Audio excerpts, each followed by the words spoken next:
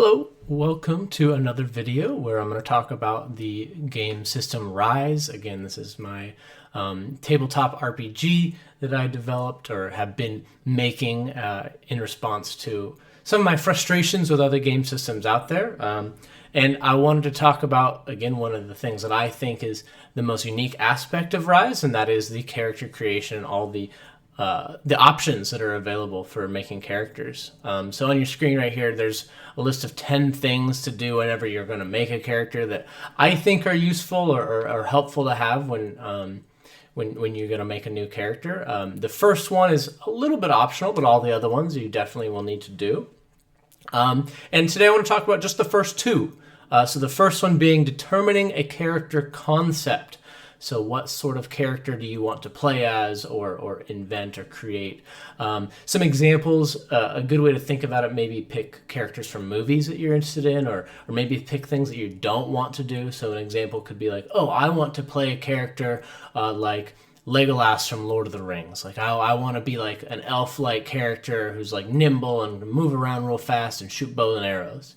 Or maybe you're thinking like, I'm not into that at all. I want to be a really durable character. Like I don't want to worry about taking a lot of damage. I want to be able to protect myself and have lots of armor and a shield. So thinking about things like that can be helpful. You could say, oh, maybe I want to be a character that uses spells or is good at talking his way out of things. So lots of different options. And again, the first one's a little bit optional here. It just helps you kind of narrow down and get your ideas in order for what you want to do. And the second one, which we'll spend some more time talking on, is we'll be starting in the Attributes tab and selecting Starting Attribute Scores. So first I'll go through what each of the attributes are, what an attribute is, and how you get these scores. So if we go over here down to the tab called Attributes, we'll see, wow, we got some color now. So I did like to color code some of these things, and they are a little bit organized based off of the kind of usefulness or what sorts of characters would want these kinds of attributes. So these are ones that would be more prone for a warrior. That would be endurance, strength, and accuracy. So endurance is, I wrote down here, it kind of governs the resisting types of damage. It's how you can avoid exhaustion, determines how hard you can get hit and how much stamina you have. So if you can think of in terms of a character with those kind of traits. Then strength is how physically strong your body is, the output of your muscles. It also affects how much damage you deal and how hard you can hit with physical attacks. And then finally, the last one here for the warrior is accuracy. So this is kind of affecting the use of physical and ranged weapons. So it's how easy it is for you to hit something, right? That's accuracy. And so if you're trying to, attack somebody with a sword or shoot somebody with a bow or shoot someone with a gun, all of these things would use accuracy. And then you'd see these words down here in the middle. I call these focuses. That's something taken from the Age system by Green Ronin. So these are the different ways that you can make ability tests when you're playing the game. So if you wanted to do something and it was just some mundane task, like I want to go over there and press the button for the elevator, that's fine. You don't have to roll for that. You just walk over and do it. But if it's something that might take some form of skill or might not be something that most people would know how to do, then you would have to roll for a test. So depending on how high your, let's say, strength is, and you wanted to physically lift something up. Let's say it was, 300-pound boulder that you're trying to lift up. Well, I would have you roll strength. So you would add whatever your strength number is, and I'll show you how you can get those numbers in a sec. So you'd add that strength number, and then since you're lifting, you would add any lifting modifier you had. So there's up to 3 levels of a focus, level 1, level 2, and level 3. So if you had at some point a lifting focus of level 1, that would give you +1 to anything that you wanted to lift up. And I'll go much more in detail on focuses later. So I just wanted to explain what those things are up there first. We'll look over here at the next set of attributes. These are our rogue attributes. So we have dexterity, which is next. So this is kind of directly influencing your ability to dodge attacks. This is, ride and steer vehicles, creatures, and using your hands and, using your body deftly. That's your dexterity there. Next up, we have perception. So this is obviously your senses, how your body can react to things as well. How easy it is for you to track a target or find something, or if you're looking for something, listening to things, seeing things, all of the senses. And then the last one of the quote-unquote rogue focuses is charisma. So that's your attributes of dealing and relating with others. That's your extra personal skills, and high charisma allows you to persuade people or deceive people or all sorts of things like that. And then the final set of attributes we're going to look at here are for more of a mage. So this would be heart, intelligence, and wisdom. So heart is a little interesting, but it is the intrapersonal skills. So this is your strength of will, your faith, your beliefs, your moral fortitude, your spiritual power, all these things that are connected with your thoughts and inside of yourself.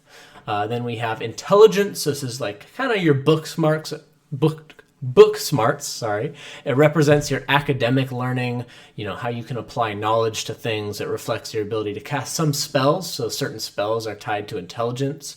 That would be some kind of spells that require you to understand the knowledge of something, such as like alteration type spells, or you're trying to alter the chemical or physical structure of something. It requires you to have some deep knowledge on that. And then finally, wisdom. So these are skills learned through experiencing life, overcoming hardships. So it also influences other spells as well. So some other spells might be in here is like your visionary spells. So just this like mystical, like I've seen a vision of the future, or I'm going to scry and see something that's very far away. So there's different types of spells, and they fit into two different categories. And just because you're good at casting some types of spells doesn't mean you'd be good at casting others. So then finally, we'll go down here and look at how you would actually make a new character. So we're going to first look at the three options.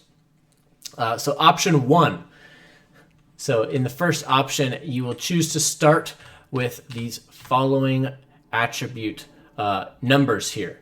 And you can allocate them in any order you want to any one of those above attributes. So you get one attribute to start as a 3. That's good. That means whenever you roll for that attribute, you get to add +3 to that. So let's say you picked strength for your attribute of 3. Whenever you make a strength test, you get to add 3.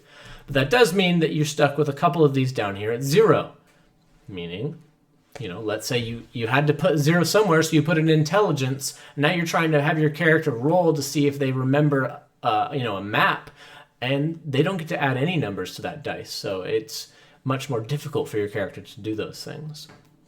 And the second option for how you can make a character is you choose to just start with 10 total points, and you can allocate those points however you want. Oh, by the way, the first option gives you a total of 12 points. However, this option, you only get a total of 10. However, you can go above a 3 or below a 0 if there's really certain things that you're like, I have a character who just does not need to be strong. I have a wizard. He does not need to be lifting any weight at all. I'm going to give him -2 strength, and in exchange, I get 2 points back for subtracting below 10, and I can get up to, 4 or 5 even in a certain category. Or sorry, you can't go above a +4 in a category. See, but you could get multiple that are at 4. So here's an example of how you could do one set of very high-low character, or a character where you're really min-maxing, so to say. And then finally, the third option is you just roll dice for each of your attributes. So you'd start with endurance, endurance being the first one. You'd roll 3 6-sided die, or a 3d6, and your result will determine what your attribute would be. So let's say I roll a 3 6-sided dice, and I get a 12. Well, then my endurance is 1. I roll again. I got a 5. That means the next one's a -1. But I roll again, and I get a 16. I could roll again and get an 18. So theoretically, you have the highest possible chance of getting maximum values here, but you could also have very, very low starting of attributes as well. So all of these are how you would start making a character in the Rise system. I'm going to be going through in the future. I want to be looking over at actually making some more characters, but before we do that, I will finish going through these following things here. So for the next video, we'll definitely be talking about starting races, backgrounds, and how you get money. So we'll look at 3 and 4 in the next video. Thanks so much for watching, guys. If you haven't already, please like the video. It's really helpful. And subscribe if you want to see more about the Rise system. I'm really excited to share this with you guys. So if you want to see more, please subscribe to the channel. And then you'll be able to see more content as I make it. I'm planning on making a video every weekday. So I'll take weekends off, but every weekday, that's when I want to make a new video. And eventually we'll be making videos where I'll be randomly generating characters, deciding all sorts of things so you can see the game system in action. And then eventually I'd like to be able to share maybe a world system that I've been working on too. If there's any thoughts or comments you have, please leave a comment below and tell me what you think. Does it make sense? I'm open to feedback. I'm open to changing things. So I'd be happy to read your comments and change stuff based off of if I think it makes sense or not. But just because you leave a comment doesn't mean it's going to change. Thanks so much for watching again. My name's Alex, and this is the Rise system. Bye-bye.